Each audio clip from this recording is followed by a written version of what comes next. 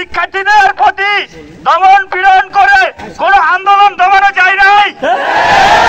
তাই প্রশাসনের প্রতি আবেদন জানাবো, আপনারা এই দমন পীড়ন নীতি থেকে বেরিয়ে এসে সুষ্ঠু আলোচনার মাধ্যমে যৌক্তিক সমাধান দিয়ে যান এবং আমার পলিটেকনিক ভাইদের প্রতি যে নৃশংস হামলা চালানো হয়েছে দোষীদের খুঁজে বের করে তাদের দ্রুত আইনের ব্যবস্থা নেওয়ার আহ্বান জানাচ্ছি। তাদের যে 6টি যৌক্তিক দাবি আছে তাদের এই দাবিগুলো যত দ্রুত সম্ভব যেন পূরণ করে এই আন্দোলনকে সুষ্ঠুভাবে শেষ করে এই আহ্বান জানিয়ে আমি আমার বক্তব্য শেষ করছি। আন্দোলনকে যারা প্রতিহত করার চেষ্টা করছে তাদেরকে জানিয়ে দিতে চাই, 5 আগস্টের আগে দেশের অস্তিত্বের জন্য আমরা রক্ত দিতে বাধ্য হয়েছি, আমাদের নিজেদের অস্তিত্বের জন্য জীবন দিতে বাধ্য হয়েছি। আমাদের যৌক্তিক দাবি অতি দ্রুত মেনে নেওয়ার জন্য আহ্বান জানানো হচ্ছে। আপনাদের সকলকে জানাই আন্তরিক শুভেচ্ছা। 6 দফা যৌক্তিক আন্দোলন নিয়ে তারা মাঠে নেমেছে।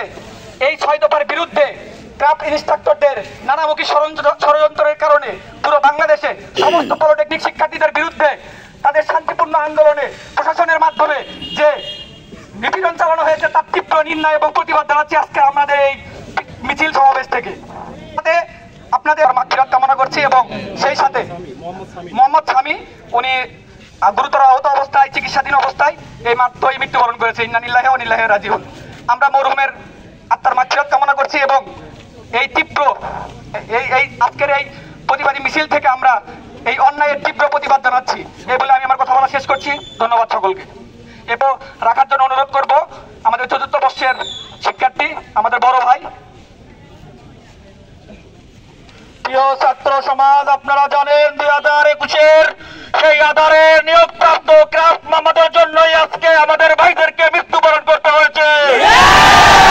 আমরা স্পষ্ট করে বলতে চাই 24-এর আন্দোলনের অন্যতম রাজপথের যোদ্ধা আমার পলিটেকনিকের ছোট ভাইদের উপর যে অত্যাচার করা হয়েছে, আমরা বলতে চাই যারা এই অন্যায়ের সাথে জড়িত অতি দ্রুত তাদের আইনের আওতায় আনতে হবে।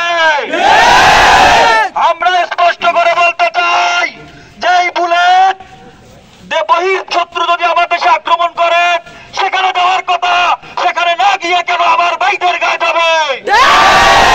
আমি সেনাবাহিনীর ভাইদেরকে বলতে চাই আপনারা যার কারণে আজকে ব্যারাক থেকে বাইরে এসেছেন সেই 24-এর হাতিয়ারদের গায়ে কিভাবে আপনারা গুলি চালালেন? আমি বর্তমান